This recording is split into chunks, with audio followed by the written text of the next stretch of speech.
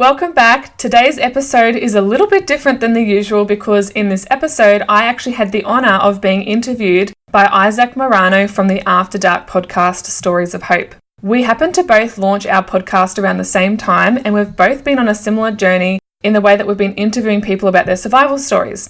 So in this episode, Isaac asks me very personal questions about my upbringing, my parents' marriage, being engaged to a narcissist, and how I overcame emotional and financial mistreatment, as well as how I'm helping other women to do the same. So kick back, grab a coffee or a wine, and enjoy.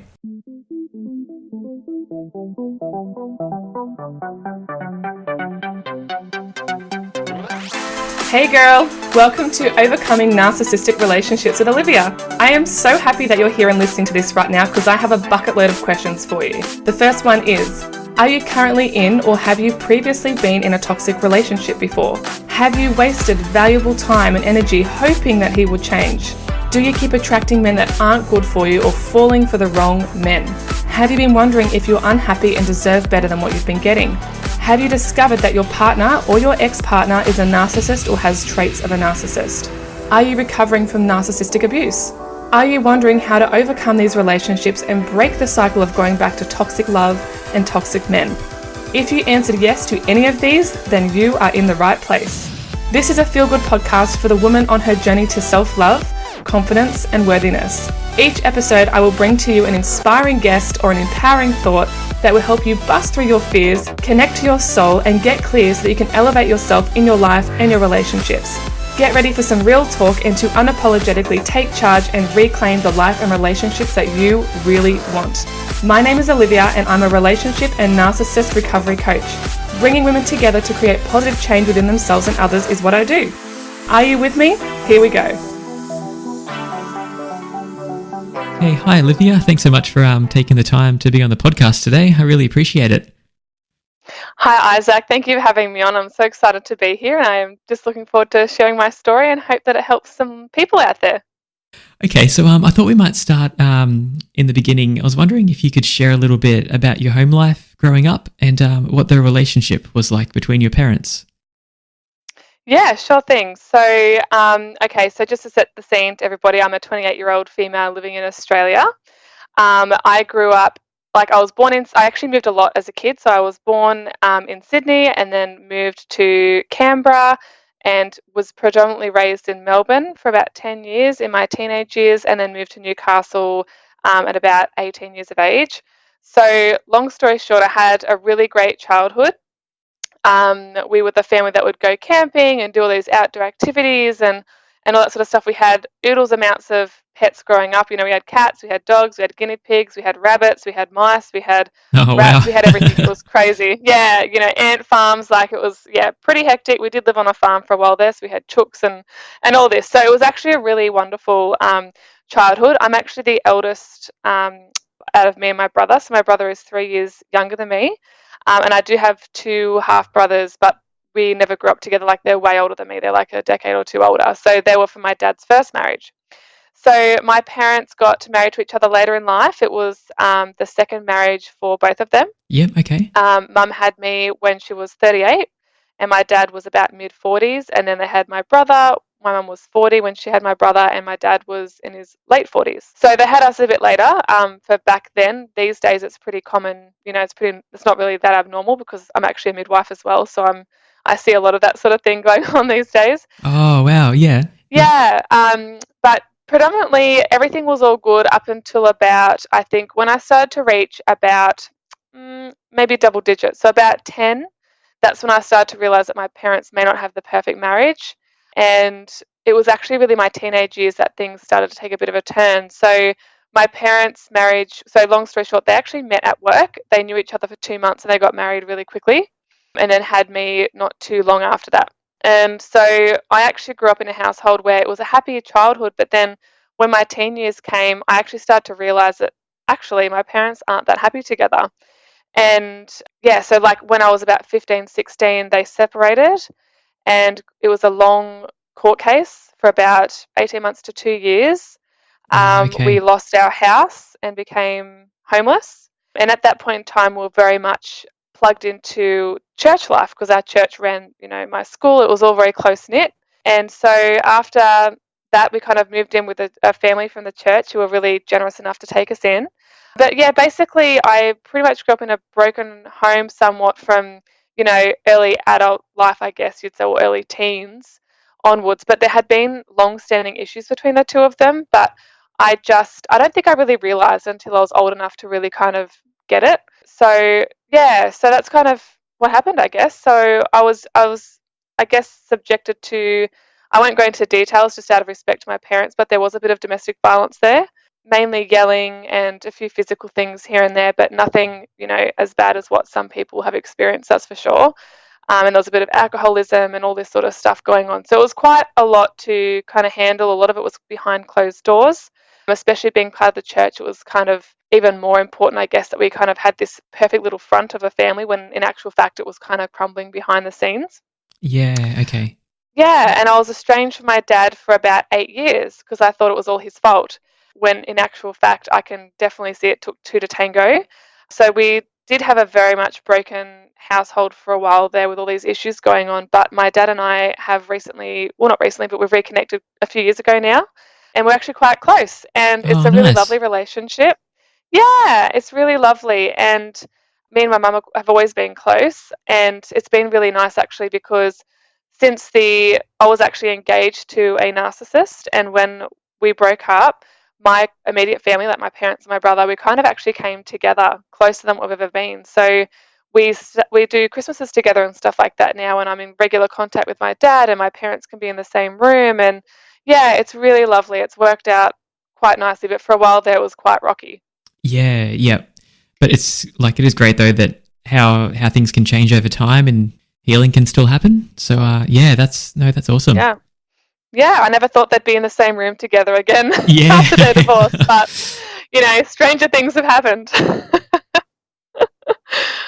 Yeah, so I'm proud of them. They've got past their issues. They're never going to see eye to eye 100%, but they've both been able to rise to the occasion and yeah, show up, and we can, I guess, even though we're not like a family in the sense of the parents being married with the kids, but now that we're all grown up, we have like a nice friendship between all of us. So it's really lovely. Oh, that's really nice. Okay, and I was wondering if you could maybe explain a little about what it was like in the beginning of the relationship with your abusive partner. Yeah, so just backtracking a little bit. So I actually so my abusive ex, well, long story short, I met him when I was 19, swept off my feet immediately. We started dating very quickly, and 6.5 years later, we broke up, but we were engaged for 2.5 of those years. I had no idea he was narcissistic or anything like that when I was with him. I had no idea that I was being emotionally abused, and even it took me a while to even use that language because I was like, oh, I don't consider myself to have been emotionally abused. Like, I didn't identify with that label, and I didn't like the label. It made me feel really icky and like victimized, and I've never liked feeling that way in my life. But so I was never that person that took on the label like, yes, I was a victim. I was like, ugh, I don't want to be called that. No, that's not me. But it was me. Yeah. That's a bit of a wake up call, Yeah. Yeah, so yeah, in the early days, it was fabulous. Like, it literally was bliss. I felt like I was high. I felt like I was high on a drug, but not an actual drug. It was just like a love drug. Everything was perfect. I couldn't imagine it getting any better. Like, if I had to give it a rating out of 10, it would have been like 12 out of 10. Like, Yeah. that's how happy It was that good. it was. That good. Yeah, I was ecstatic. I'd never been in a relationship like that before. Like, it was undescribable, or indescribable, I should say. And then there were red flags that I ignored for sure, that I didn't even realize I was ignoring. And then eventually, bit by bit, it's kind of like erosion, where it takes time for it to erode down and all that. And then, the cracks started to show, the mask started to slip off. And then I started to realize, holy crap, who is this guy? Like, this is not the guy I fell in love with. And then I come to a point where I had to accept this new person because I was already in love with him, and I wanted the fairy tale for myself being in my late teens, early 20s. I wanted to get married and have kids before 30 and have the white picket fence with the dog and the cat and the kids and all that sort of stuff, and ignored a lot of bad behavior for that dream. Yeah. So did it take a little while for those red flags to kind of get picked up, or did you see them pretty early on? You know what? There was a lot early on that were disguised and downplayed by him and his family and people around me as well. But in my gut, I knew something wasn't right. But I didn't even know that that was the case. Do you know what I mean? Like, you know, when you kind of, something happens in life and on a soul level, you're like, oh, that's not right. That there's something not quite right there, but you don't pay attention to it. You're like, oh, it'll be Yeah. fine. Yep. Logically find reason with yourself. And then before you know it, another one's happened, and you just kind of keep pushing it to the side, sweeping it under the carpet, until it comes to the point where they're so frequent and they're so big, you just can't ignore them anymore. Like, you have to face it. Yeah. And do you have some examples of what some of those red flags were earlier on? Oh, yeah.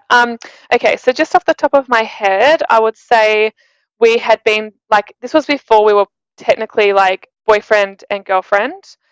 Oh, actually, no, it might have been, no, I take that back. It might have been a few months, maybe not even a few months, probably just a few weeks. So if I set the scene for you, like, he was very extravagant to sweep me off my feet and woo me. Like, he would rock up on my doorstep in this beautiful suit with a single red rose and a Gucci handbag. You Oh, know, he wow. would, Yeah. yeah, it was pretty grand gestured sort of stuff. And like, he chased me, and not literally, I mean, like, you know, Yeah. metaphorically. Takes me down the street. No, he would wine me and dine me at like 5-star restaurants, and you know, it was like the works. Like, he picked me up in this. I can't remember the type of car it is because I'm not a car person, but it was some beautiful old vintage car, and took me on a couple's date at a 5-star restaurant. You know, in the city and all this sort of stuff. And I think the first red flag was, there was this one time he took me out, and one time he was supposed to take me out, and we were supposed to go on a double date with his friends. And he said he was going to pick me up at 6 o'clock. So, of course, you know, in the early days of dating, you get glammed up, you get dressed up to the nines, you want to look your best and feel your best and all that. And so by the time 6 o'clock had come, I was ready to go, and he wasn't there. And I thought, oh, he's probably just running a bit late, you know, I'll give Yeah. him some time. Half an hour went by, and I'm sitting there, and I'm like, oh, okay. And I've just got a glass of wine, just chilling, but I was like fully ready to leave. And I'm someone that's always on time, if not early. And then an hour went by, and then I texted him. I'm just like, hey, just making sure you're okay, just wondering where you are. Another hour went by. So at this point, I was starting to get a little bit pissed off. You know, I'm like, okay, like, I've spent like 2 hours getting ready. I've picked out my outfit. I've straightened my hair, shaved my legs, you know, all that. I'm like, what's going on? I've tried calling him. He's not answering my phone call, but he did say, I'm on my way. It was 3 hours later, he came to my house with the couple we were supposed to go on a double date with. At that point, I was really pissed off. I was like, I felt like the whole night, like, could have already been over. Do you know what I mean? Yeah, definitely. Could have gone there, could have eaten, could be on our way home or having dessert or something. And so I was quite disgruntled, and he could tell, but he had a way of smoothing things over and came up with excuses and all this, that, and the other. And, you know, we actually did have a good night, but I was at that point, because there was a couple of incidences before that, he kept coming late to pick me up or late to meet me or whatever, and all this sort of stuff, and always had an excuse. And this kind of was like the first big tiff we had, and I didn't want to talk to him for a couple of days, and he got really agitated by that. And this is when the gaslighting started. He kind of turned it around on me, saying, you know, I should be more understanding and not so impatient, and all that sort of stuff. And he wiggled his way out of that one. And because I was so sick of the fighting, I was just kind of like, oh, whatever, I'll let this go, you know. I'm not Yeah. going to end it over just this one thing, even though it was actually more than one, but, you know, this particular incident. That was the first time that, well, not the first time, but the first big tiff that I recognised he had no respect for my time, and didn't really care if he put me out.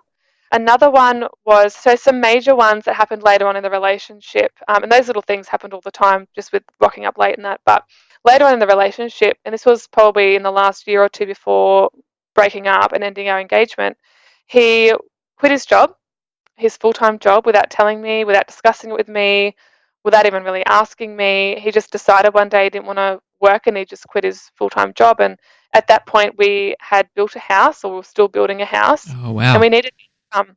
Yeah, we needed the income. He also started a business and invested money without, you know, disclosing that with me or discussing it with me. And at this point, you know, we were engaged, we were living together, we had a shared bank account, we had all these sort of things. So lots of big financial decisions were made without me. And a few years before that, he mentioned he wanted to go on a trip with his best friend.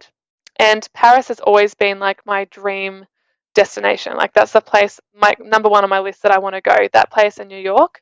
And he just mentioned on the phone one time, when we weren't even living together, as a bit of a joke, like, we're both in uni, and his best friend travels up here and there, you know, from Canberra and whatnot, for a weekend here or there. And, you know, that when the two of them get together, they were always really, you know, that had these big grand plans, but none of them would really happen, you know. So when Yeah. you'd hear them Yep. oh yeah, sounds good, whatever. That's not going to happen, sort of thing, because it's been history repeating so often. And he mentioned going on a trip with his friend, and he's like, "Wouldn't it be fun if we went to Europe?" And I said, "Ha ha ha, that would be funny, but you better not go to Paris, right?" Yeah. Anyway, we're at a social gathering that weekend, and I can't remember what it was. It was some birthday or something like that. There was a whole heap of people there. It wasn't our birthdays though. We're just attending. And just in conversation, casually, he brings up the fact that he's booked his plane flight to Europe with his best friend. Wow. And so I'm sitting there, yeah, dumbfounded, because it's thousands of dollars. It's not just like to Queensland for a couple of hundred or something. It's like, a good 5 to 10 grand. And I didn't say anything because I didn't want to cause an argument or a scene publicly, because I'm not someone that really enjoys confrontation. Yep. And so I was so dumbfounded. I didn't say anything, but I'm sure my jaw hit the floor. And when I broached the topic with him later, he's like, "Yeah, I told you about it." And I was like, "Actually, no, Hugo, you didn't." And I call him Hugo. It's not his real name. It's just a fake name, just to, I guess, ensure confidentiality. But I was like, "No, Hugo, you never said that to me at all. You just made a joke about it on the phone, and then all of a sudden you've booked your plane flight over there, and that's my number one place that I want to go." And he traveled half of Europe with his friend, and I was really upset about that. Like, that was something I just didn't get over for the rest of the relationship, because it was a blatant act of disrespect. Yeah. Yep. And Yeah. his whole family talked me around, and even though that happened, I still wasn't happy about it, and I was so brokenhearted. And when he got back, they were showing the slideshow on the TV, and to be honest with you, it just made me feel sick. I just sat there. I didn't even want to look at it. I just did things to avoid having to watch, because I was like, "Your best friend went on the holiday that I was supposed to go on with you, and you're just throwing it in my face right now." And so there was lots of things like that would, come up. There was one other. This was probably the second red flag that I really noticed and didn't sit well with me. Was I had met his family very early on, and my guess was so he could get me very entrenched in his life and his family, make those connections quickly to Oh, keep me okay. drawn in. And he had a fight with his sister over the laptop. And, siblings squabble, like me and my brother have had those. We've never been ones to have big fights or anything like that, but these two went at it. And he wanted the laptop off his sister, and she wouldn't give it to him. And at this point, he was like 21, she was like 16 or something. And he actually physically fought her over the laptop. Like, they were wrestling over it in the kitchen. And Oh, then wow. eventually, yeah, and she was getting visibly upset. And I said, "Please stop, just, let it go. It doesn't matter, whatever."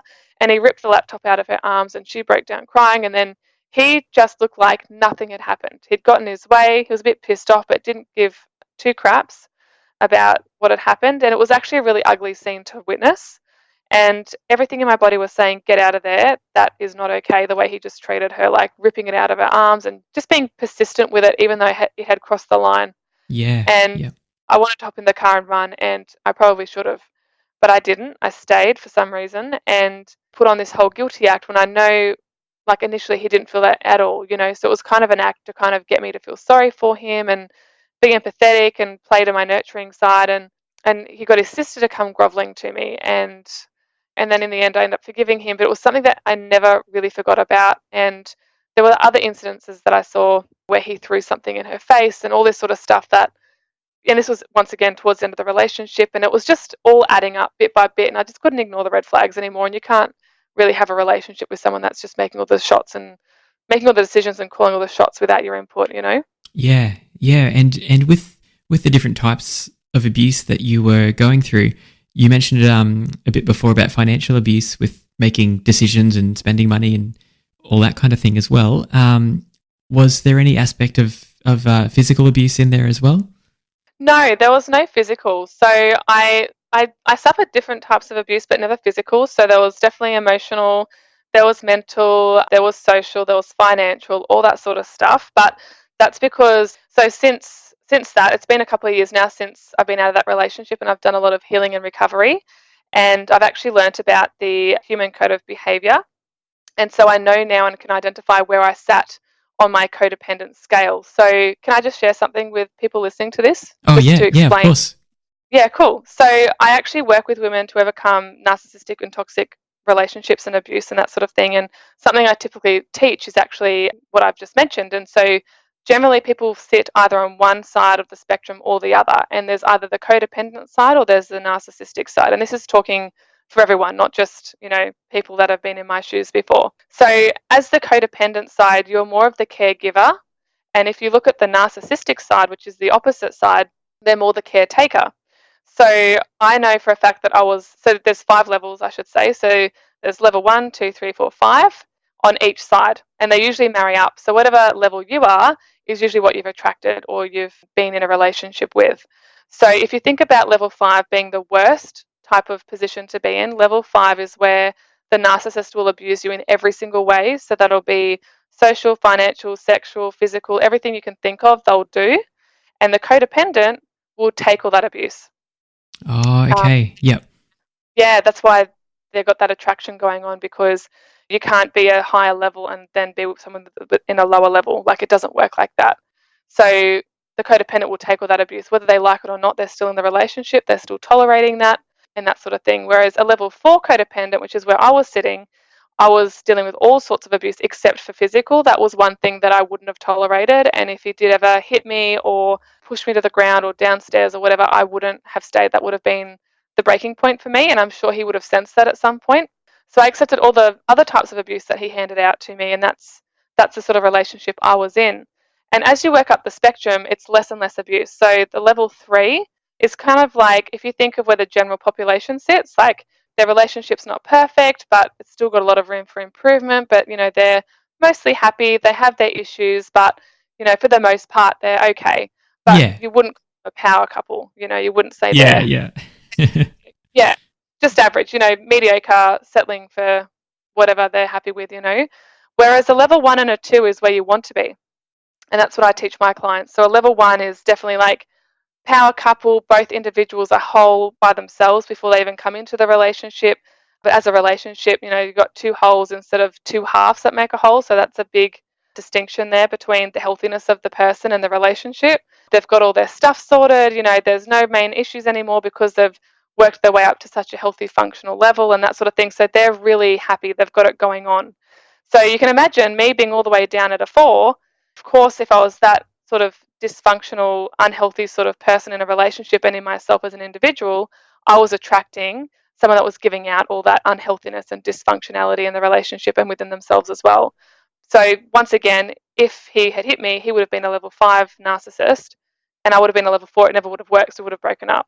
And so that's why sometimes a lot of people that have been abused, they don't always consider it abuse until it gets physical, when that's not actually the case. And like in your situation too, I guess that can be even more difficult in a way, because from the outside, if people aren't seeing bruises on you or they can't really see any signs externally that you're suffering abuse, I guess, that can be tough to try and deal with as well. Absolutely. And that's what I thought. I thought, oh, well, he hasn't hit me and he hasn't done this, that and the other. So I never even thought of abuse. Like, abuse didn't even cross my mind in the relationship. I just knew something was wrong, but I didn't know what. And he'd have his way of wiggling himself out of situations and placing me at blame and all this blame shifting, and I'd end up really confused at the end of our conversations because they just kept looping around all the time, and yet somehow I couldn't defend myself because no matter what I'd say, it was never good enough, and he always had an answer or an excuse. And so I never thought it was abuse, or I thought it was a bit manipulative and maybe a bit controlling, but that would have been like no more than that. But it wasn't until I got out of the relationship and I started becoming obsessed with research that I was like, oh my gosh, this all makes sense now. It's all falling into place and all the puzzle pieces are once again falling into place, and this is what has happened. Like, it was so enlightening and it was really helpful for me to heal because I needed to know what went wrong and how it went wrong and what my responsibility was, in how it did all go wrong as well. So that was really helpful for me to kind of get where I am today. And now I'm coaching people through the same sort of process. And I find, funnily enough, running my own business, I usually attract people that are a level 4. Oh, really? Yep. Yeah, absolutely. So it's just interesting. Yeah. And during this time and everything, did you have much support from friends and family? That's an interesting question, actually, because even though I typically with people that have got narcissism, and of course that can affect both genders, not just males, of course, but they think that they're really good at hiding who they really are, but over time they let things slip and, they become very transparent to people around you, and they can see kind of what's going on sometimes better than what you can, even though you think that you're fooling everybody and that you're happy and there's nothing wrong. So towards the last 6 months, maybe 9 months of the relationship, the cracks are really starting to show to the people around me, and it took its toll on me. I was eating unhealthily. I wasn't getting enough sleep. I was putting on weight. I was looking exhausted, bags under my eyes all the time. Like, it was affecting me so much. Like, my hair had started to change even, and all of that. And so my family were concerned for me, and like, I was telling them some things, not everything, because I didn't want them to hate him. I still wanted the relationship to work, so I wanted them to still be on our side. I didn't want them to want us to break up, but they certainly didn't know everything. And so, but they had their concerns, and I was reaching out to friends at crazy hours saying, what would you do in this situation? And does this happen in your relationship? And I was just trying to get clarity, and I was so desperate to try and make it work. And so I was really able to lean on them, which I was really lucky. But at the same time, I had to be very selective with who I trusted, because we had a lot of mutual friends, and I didn't quite know where their allegiances were. So I only confided in people that I knew 100% were in my court and barracking for me, because I didn't want it to backfire. And I didn't know where I was going to be going with this. I'm like, I didn't know if we were going to be together. I didn't know if we were going to break up. I didn't know what was going to happen, because we virtually were married. Like, we were engaged. We had things booked in. Well, all of that. We had shared properties and accounts and stuff. So apart from the word marriage, we virtually were married in every other way. So it was a very difficult time. And then once things did end, actually, I had a friend that helped me realize that I had to leave after spilling my guts to her over coffee and complaining and all of this sort of stuff with her for ages. I Yeah. think she had enough, and she was like, Olivia, she's like, if I was in your shoes, what advice would you be telling me? And like, that was a real point of growth for me, because I had to like switch the scenario and be like, okay, so what would I say to my friend who's going through all the bullshit that I was going through? And I realized that was a defining moment where I was like, okay, something really needs to change now, and I've got to be the one that instigates that change. And so when it all kind of went down and we broke up, I was really lucky, because I didn't lose a lot of friendships. My family were there for me, because I was really, in hindsight, I was really smart how I went about it. I didn't keep everything to myself and battle this problem on my own, like this life-changing thing. Like, I confided in the right people, brought them up to speed for the most part. I put things in place to make sure that I'd be safe and protected and okay, for as best as I could. And when I came out the other side of things, I was really lucky, because I had a safe place to fall. And not everybody has that. However, in hindsight, I really wished that I had either gotten therapy or had a coach on my side to help me guide me through the process, especially the legal battle that was coming my way. But for the most part, yeah, I came out relatively unscathed. So I was very lucky, but I think it was because I was very careful. Yeah, no, that sounds like you had a lot of preparation and thought put into everything as well. From speaking to other survivors too, and like, everybody's breakup story is a bit different of how they finally get out of the relationship. Yeah, but glad to hear that yours was pretty safe and there wasn't a whole lot of confrontation. Would that be right? Well, yeah, I think it's hard to say, because everyone's experience is very different. But typically, what can happen, especially, and I usually work with women, so I know this sounds a bit gender biased at the moment, and it's not meant to, because men can equally be, taken for a ride here. And I've actually got a friend whose male partner is going through a legal battle with a female narcissist, and he's just being, yeah, it's horrible. So basically, what typically happens is, when you've got someone that's narcissistic, they're so good at presenting a certain front to people, especially to professionals. So counselors, lawyers, real estate agents, all that sort of stuff, they put on this fake persona, like their best self sort of thing. And so they can make you look like the crazy one, when in actual fact you're the one that's telling the truth, but they're so convincing in their acting, it makes you look like you're the one that's not telling the truth. And so it was tricky, because like, I came out relatively unscathed, considering, but it did take me 2 years of being threatened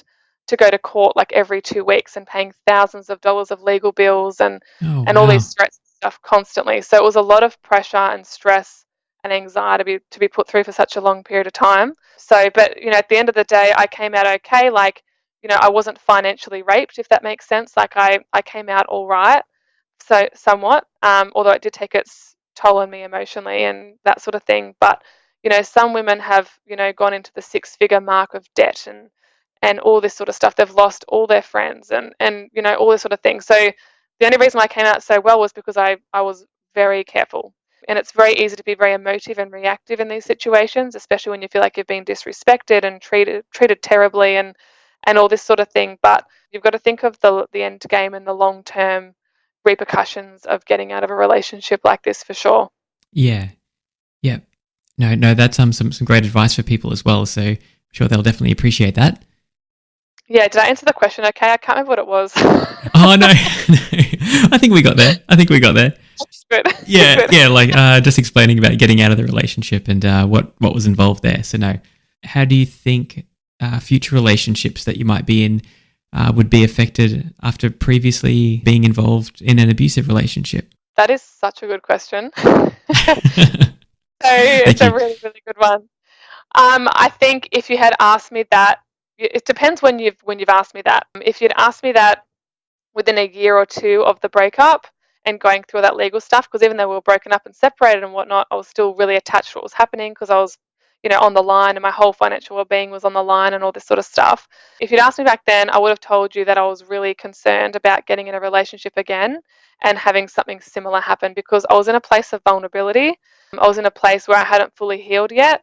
I was still recovering. I, had come out of like a really long, somewhat relationship and I'd gone back into the world of dating. So I was kind of like blind, trying to figure this all out, Yeah, especially the online dating world, because I'd never been a part of that until after my engagement, because we were together for 6.5, nearly 7 years. So it was quite terrifying. And there was some part of me that was really worried that, even though I was out and I was never going to go back again and all this sort of stuff, I was really petrified that I was going to fall for someone and then find out they weren't who I thought they were and they'd taken me for a ride again. So, yeah, if you'd asked old Olivia that would have been my answer. And if you ask current Olivia, I'd be not concerned really at all because I've identified where I'm at in terms of my codependency. I've moved up the scale since then because I've worked on myself a lot. I've become a life coach, so I've done a lot of deep emotional work and clearing.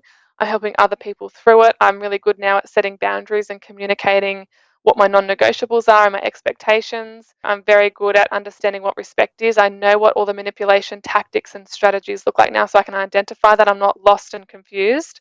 And I can identify now what a healthy relationship looks like compared to an unhealthy relationship and whether someone is acting in a healthy, resourceful way or an unhealthy, toxic and unresourceful way. So I can identify all that sort of stuff. And now that I am strong enough in my own self-worth and self-esteem and self-love, I can actually put my hand up and advocate for myself when something is wrong or I don't agree with something or whatever. Do you know what I mean? And I feel like I've reached a point of healthiness, I guess you'd say, where it's not overboard, but it's also not underboard.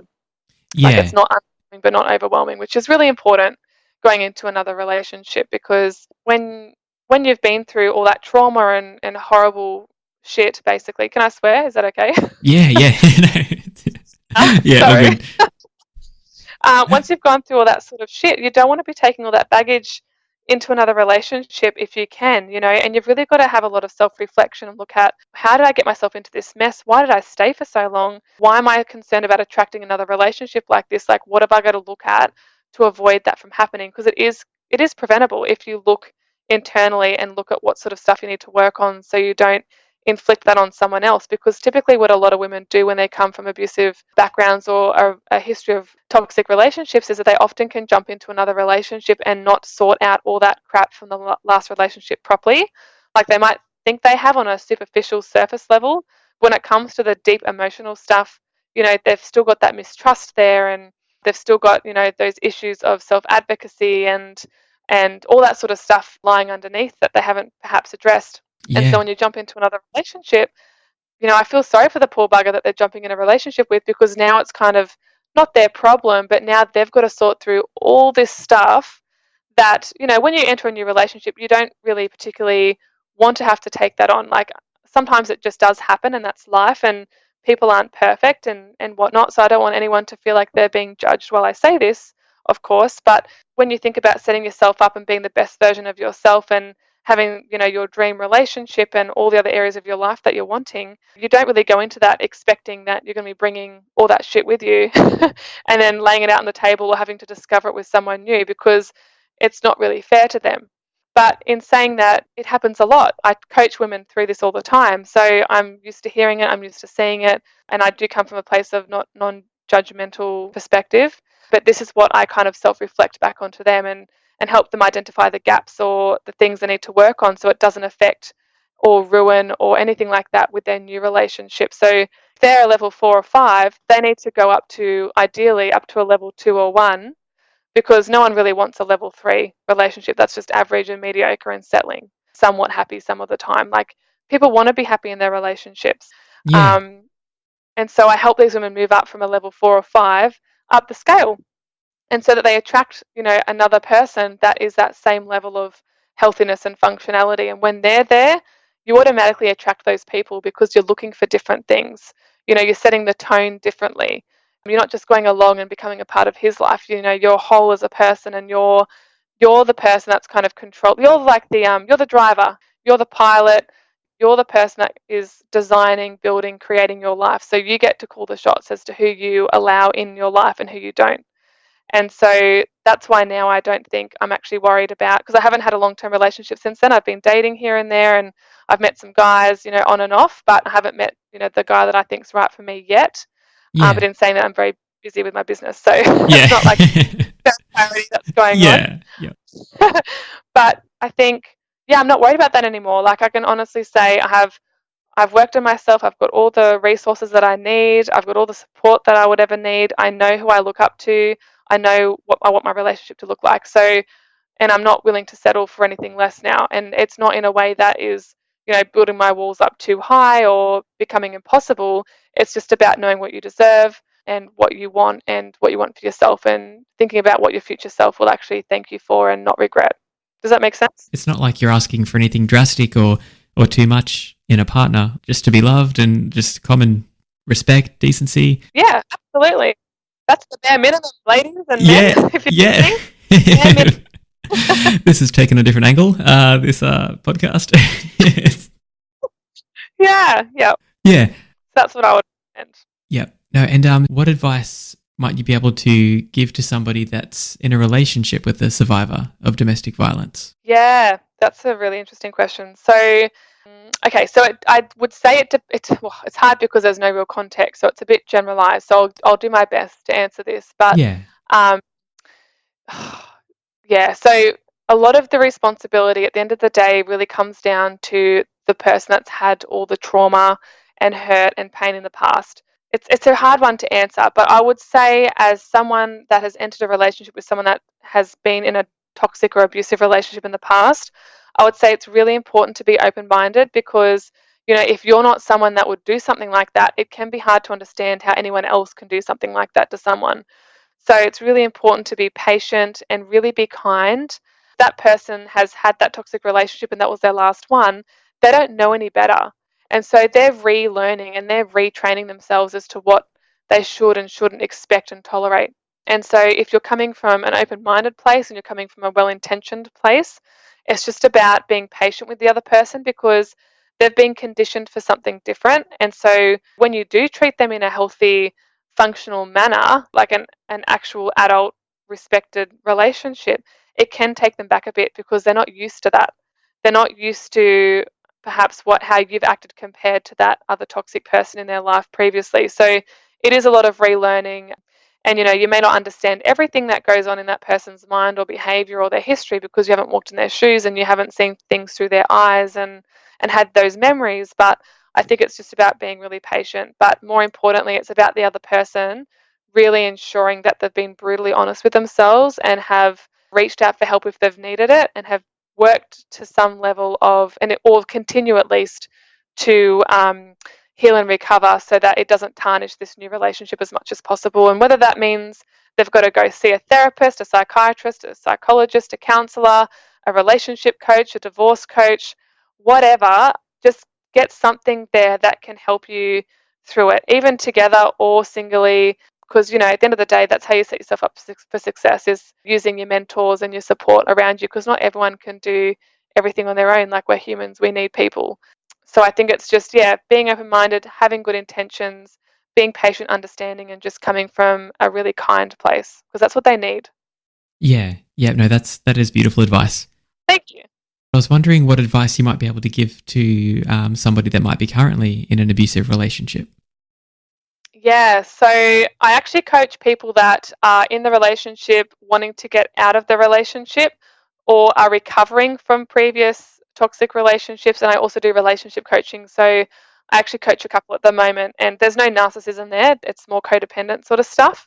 But yeah, so when it comes to actually being in the relationship, so I talk about the spiral model as well with my clients. So I'll actually go through that, on here for people to kind of get an idea. So there's 5 levels on the spiral model. And so you've got a level 1 person who, they might be in the relationship, things aren't great, but they don't think it's possible to get out of that relationship. They may not even realize that there's anything wrong, on a conscious level.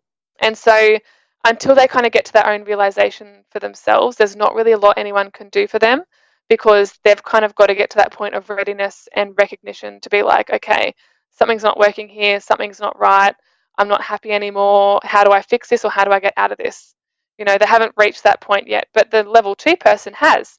They've got that awareness. They're like, okay, on a soul level, they can feel something's not, you're feeling disconnected, your love languages aren't being met, your expectations, you're just what you've expected out of the relationship hasn't been happening, and you're not happy and you're wanting things to change. But even though you're aware that it needs to, they may not actually be ready to take the plunge and take that leap of faith and really have that self-trust to be like, I'm getting out of here, and no matter what happens, I'm going to be okay. Yeah. Um, Yeah. yeah, which was me for probably a little while there, Yeah. if I'm honest with you.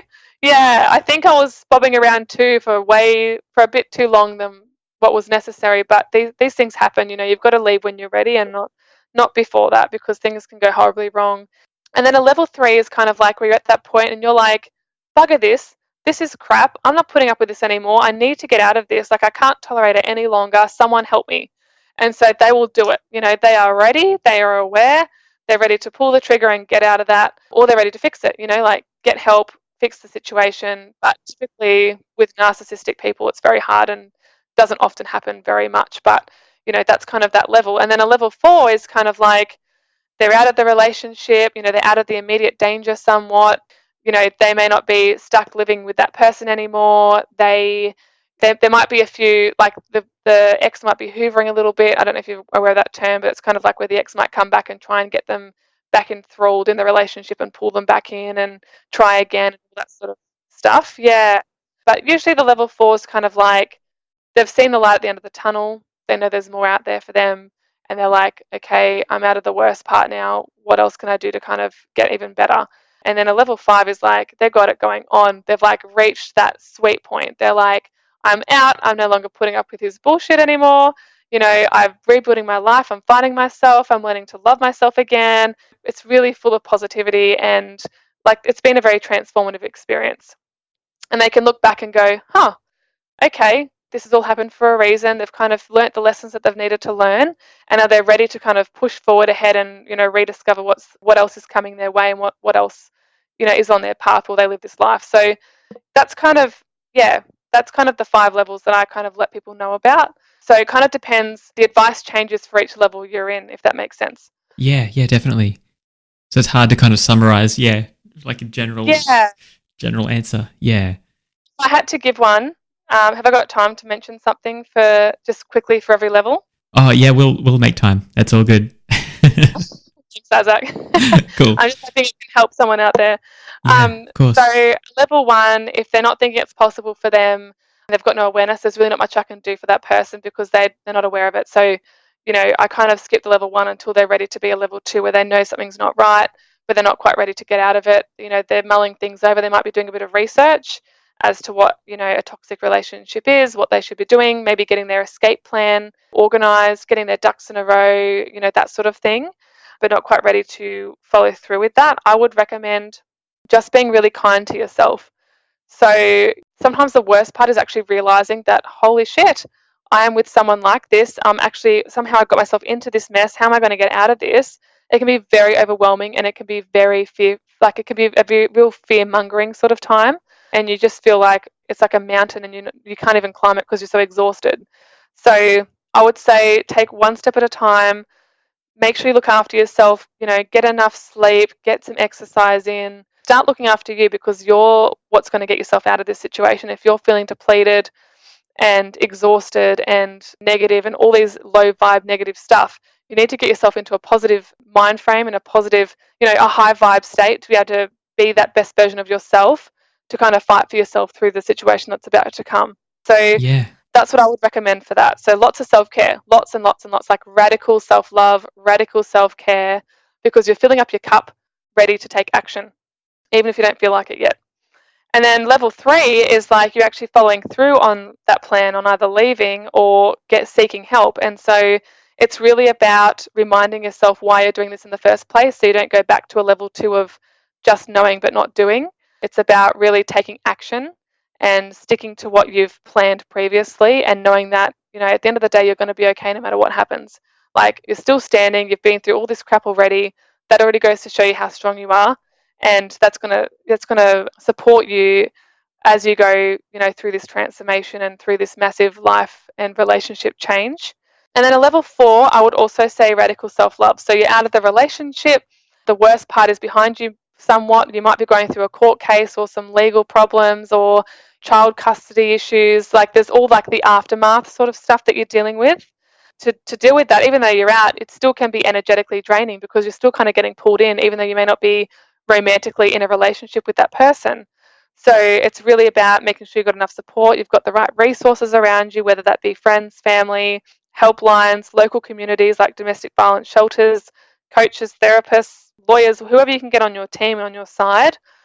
I would look into doing that, and also looking at the positive, and I guess being grateful that you are out, and patting yourself on the back, because you've come out of the worst possible thing that you might have even been through at this point. So really just recognizing that, you are really strong. You've put up with all that shit for so long. You've come out, you're out on the other side now. Yeah, you've got a few things to wrap up and a few loose ends to tie up, but this is not going to be your life forever. You're going to push through, and you've just gone through one of the worst experiences. And so if you imagine what kind of strength that takes, you're going to be okay. Yeah, definitely. Look at you now. Like, you've had to go through all that to recognize your inner strength.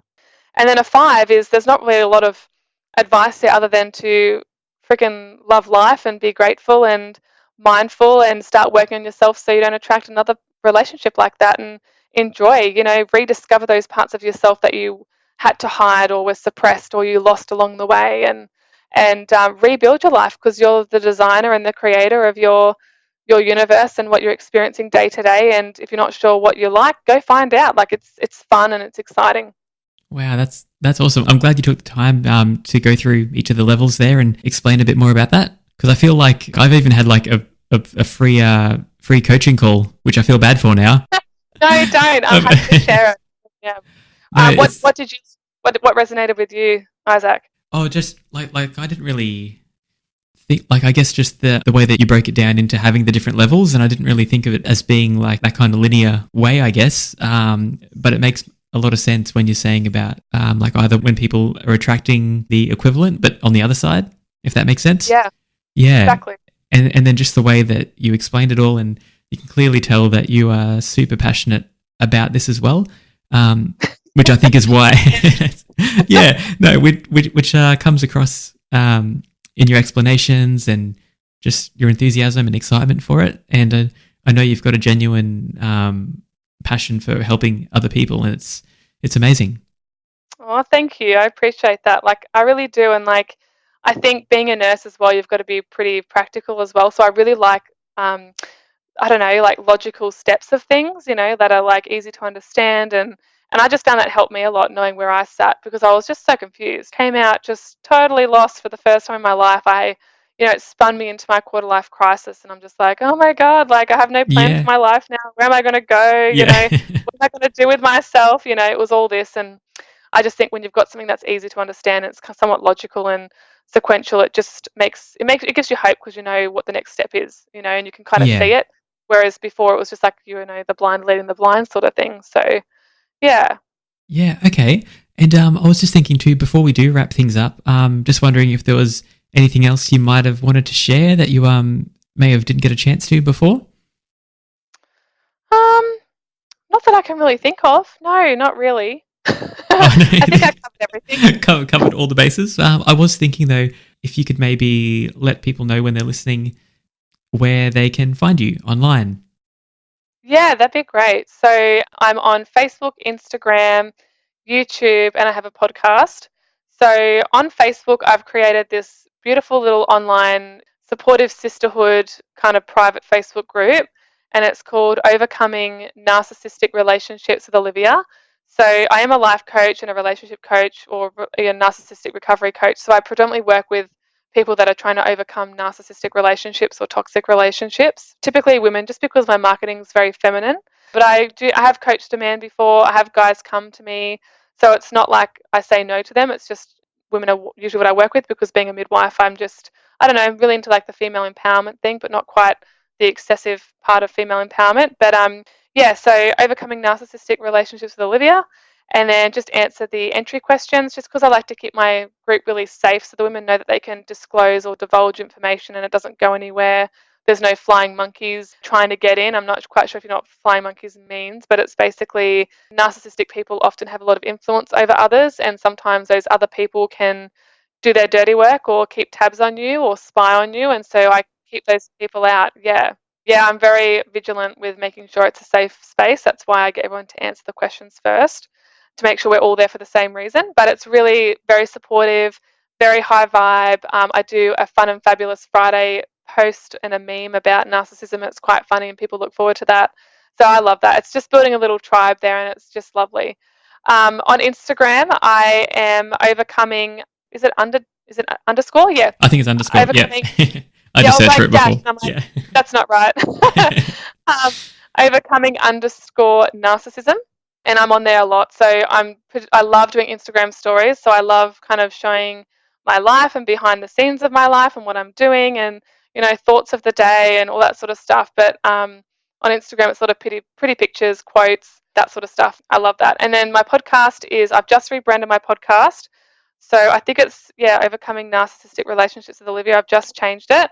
And on YouTube, it's the same, I'm pretty sure. So all my podcasts get uploaded onto YouTube automatically, but I'm going to start doing some more YouTube videos. But that's where you'll find me. I do appreciate you taking the time to dive in and share a bit more about your story, and then even all the valuable coaching advice as well. But I didn't expect like such an awesome coaching session. So yeah, that was amazing. Oh, thank you. Yeah, I didn't expect it either, but Yeah. I'm glad it went that way. Yeah, it shows that it's, I guess, just a natural part of you. Hey, like you're just a natural teacher, coach kind of person, if that makes sense. Yeah. I never thought I was, like, to be honest with you, I never thought in a million, quadrillion, billion years that I'd be doing this sort of thing. Like, I always thought I'd stay engaged and get married to my ex. And I always thought I'd be a midwife and nurse forever and I would do nothing else. But I guess things happen to you, and I feel like this was meant to happen. And it's a massive passion of mine, because I did get quite obsessed with researching it, for the last 3 years. And then, I signed up to life coaching because I wanted to help people on a deeper way, but not quite knowing what and how. And then it came to me last year after my court case wrapped up. Well, not court case, but my legal stuff wrapped up. And I just knew, and I was like, I can't have all this knowledge and have gone through all this for nothing. Like, I need to share it. Like, it's so valuable and I can help so many people. And I thought it was really niche, but there's actually a crap load of people that are suffering, currently suffering, or, have got out of the relationships and still are suffering in some capacity from what's happened to them. And I'm like, wow, I just can't. It would feel like an injustice and an inservice if I didn't share and didn't help and do something like that in some ways. So here I am. Yeah, wow. Actually, I had a similar experience before starting the podcast, and I had the idea for a little while, but deep down I wasn't sure if people, like if it would be relevant, if people would even listen, or if I could even find people to talk, that would want to open up and share their story. So I kind of put it off for quite a while, and then something must have clicked, and I was like, nope, all right, this is what I'm going to do. And I just kind of, started trying to find people posting about domestic violence on Instagram, and then kind of reaching out to them and ask if they'd want to share their story, and just kind of kept doing that enough times. Then I got the first person, and then at least then I could have something to show other people. Absolutely. Everyone's got to start somewhere. And like, I think it's great what you've done. And I'm so glad that you did and you have created a podcast like this, because it can be very, it's becoming more and more well known, this topic, abuse, domestic violence, trauma, all that sort of thing. It's running rampant at the moment in this world, but it's not all, it's always usually from, probably shouldn't say always, but predominantly it's from people that have been through the abuse, but not often from, new partners that have, or in a relationship with someone that's been through something like that. So I think it's a really cool perspective, it's a different perspective and a different vantage point on things. And because there are so many toxic relationships that, have ended in abuse out there, and it's very prevalent and the incident is quite high, think about all those people getting into relationships after that relationship, and it's heaps. So I think it's really going to help even partners that are with someone that's been abused before. It's really going to help them know how to conduct themselves and get insight and understanding so they can better relate to their partner who's gone through such an awful period of their life, I think. So thank you. Oh, thank you for that. Appreciate that. Thank you. Yeah, no, it's really good. And I'd like to have you on my podcast. So I just thought I'd mention something on here. And if you're willing, I'll have you on and you can share your story with my audience. Okay, well, now that you've made that public and official, you can edit it out. That's true. Or I should just do it. Yeah. I think you should do it. I'd love to hear more about your story. So, yeah, we'll see. We'll talk. Okay. Yeah. All right, well, enjoy the rest of your night. You too. I'll talk to you soon. Thank you for listening, sister friends. For more support and one-on-one coaching to help you through your own recovery journey, or if you're wanting to start a business in this niche, then you can email me at oliviapowellcoaching@gmail.com. That's OLIVIAPOWELL coaching@gmail.com. To connect with other like-minded women who might be in the same stiletto heels as you right now, head to my online virtual space on Facebook by searching Overcoming Narcissistic Relationships with Olivia. Just answer the entry questions and feel free to invite your girlfriends. Or come and hang out with me on YouTube or Instagram, where you will find pretty pictures, uplifting and thought-provoking quotes, and tons of value that you don't want to miss. If you enjoyed this episode or something has resonated with you, then be sure to subscribe to this podcast so that you're informed of every single episode that comes out and so you don't miss a thing. Share the love by passing this on to someone that you know who would benefit from hearing the free content of this podcast. And I would really appreciate it if you would leave a review on iTunes, because your review will help the success of this show so that it has the potential to reach many more women who would benefit from hearing this message too. For more beyond this podcast and places to reach me, please see the show notes for all the links. Until next time, much love, Olivia.